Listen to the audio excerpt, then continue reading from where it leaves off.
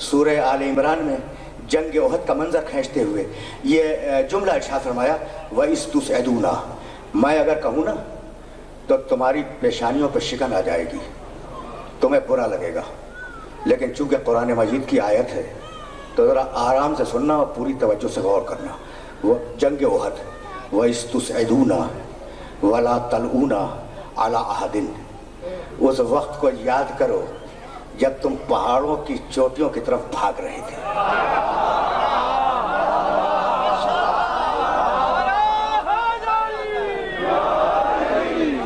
میں نے نہیں کہا، خدا کی قسم قرآن پڑھ رہا ہوں، قرآن ہے، اور قرآن میں یہ ایک بات ذرا یہ جملہ بھی یاد رکھنا کہ قرآن اگر کسی مقام پر ڈھیل دے دے تو دوسرے مقام پر بخیے ادھیڑ دیتا ہے۔ یعنی میں کہنا یہ چاہ رہا ہوں کہ قرآن کہیں مروت کرتا ہے، کہیں مروت نہیں کرتا، یعنی یہ میرا میسج ہے۔ وَإِذْ تُسْعِدُونَ، اس وقت کو یاد کرو جب تم کوہ احد کی طرف تیزی کے ساتھ بھاگ رہے تھے اور چڑھ رہے تھے۔ آگے کا جملہ سنو گے، اللہ بول رہا ہے جو انسانوں کا خالق ہے، وَلَا تَلْؤُونَ عَلَىٰ أَحَدٍ، اور اتنے ڈرے ہوئے تھے کہ پیچھے مڑ کے دیکھتے نہیں تھے۔ بھائی کوئی کمنٹیٹر تو نہیں تھا نا اس وقت، اللہ ہی کو حق پہنچتا ہے کہ اللہ کہے کہ تم پہاڑوں کی چوٹیوں کی طرف بھاگ رہے تھے اور اتنے ڈرے ہوئے تھے کہ پیچھے مڑ کے وَلَا تَلْؤُونَ عَلَىٰ أَحَدٍ، داہنے بائیں آگے پیچھے مڑ کے دیکھتے نہیں تھے، بھاگے چلے جا رہے تھے۔ وَالرَّسُولُ، سننا بھائی سننا، سورہ انفال کی آیت ذہن میں ہے، جب رسول پکارے فوراً لبیک کو جب تم مومن ہو، وَالرَّسُولُ يَدْعُوكُمْ فِي أُخْرَاكُمْ، اور رسول میدان احد میں تمہارے پیچھے سے آواز دے رہا تھا کہ میں زندہ ہوں، واپس آؤ۔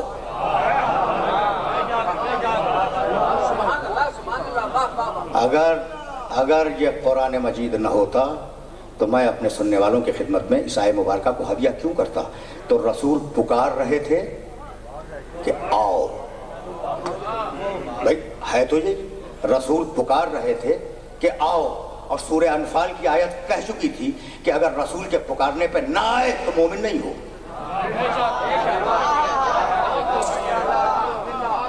آیت کو آیت سے جوڑ لو، لیکن میں روکوں گا نہیں، میں تو ایک سوال کروں گا، نفسیات کا سوال، کہ بھائی رسول کی آواز اگر نہیں پہنچ رہی تھی تو رسول نے پکارا کیوں؟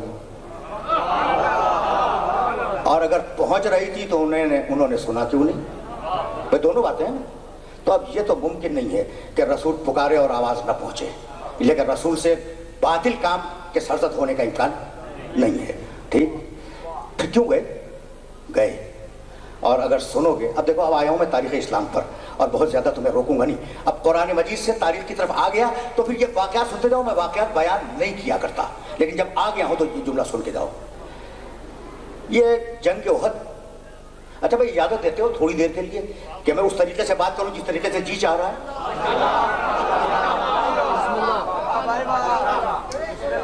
دیکھو یہ جو احد ہے اسے جا کے دیکھنا، اللہ تمہیں حج کی توفیق دے، عمرے کی توفیق دے، جا کے دیکھنا۔ حضرت حمزہ کی قبر مطہر کی بیک کے اوپر وہ پہاڑی درہ آج تک موجود ہے جس سے مشرکین نے حملہ کیا تھا۔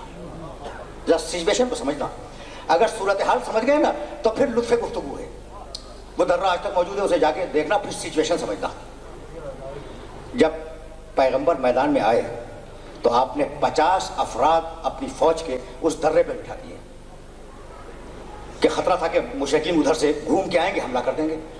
کہنے لگے رسول کہ خبردار، زمین و آسمان ٹل جائیں مگر تم اپنی جگہ سے نہ ہٹنا۔ زمین و آسمان اپنی جگہ چھوڑ دیں مگر تم اپنی جگہ سے نہ ہٹنا۔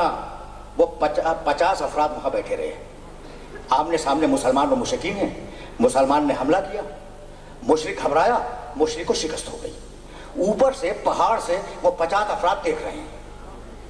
میں دیکھنا خدا کی قسم، میں واقعات نہیں بیان کیا کرتا، لیکن جی چاہتا ہے کہ یہ واقعہ تمہیں ہدیہ کر جاؤں، جی چاہتا ہے۔ اور حوالہ بھی سن لو، مورخ طبری نے اپنی تاریخ میں لکھا ہے، مورخ ابن اسیر نے اپنی تاریخ کامل میں لکھا ہے، اور میں کیا حوالے دوں، یہ 2 بڑی مشہور تاریخی کتابیں ہیں۔ وہ 50 افراد بیٹھے ہوئے ہیں اور وہاں سے دیکھ رہے ہیں کہ مسلمان جنگ جیت گئے۔ جب مسلمان جنگ جیت گئے اور مسلمانوں نے مشرکین کا مال غنیمت لوٹنا شروع کیا تو وہ جو بیٹھے تھے نا درے پر وہ کہنے لگے اب تو ہم نے جنگ جیت لی تو اب یہاں رکنے کی ضرورت کیا ہے، چلو اب ہم بھی مال غنیمت لوٹنے میں شریک ہو جائیں۔ مزاج سمجھ میں آ گیا کہ جنگ میں کیوں آئے تھے؟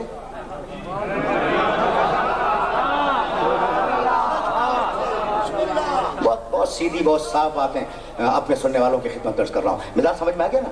چلو مسلمان تو جیت گئے، مال غنیمت لوٹ رہے ہیں تو اب ہم بھی شریک ہو جائیں۔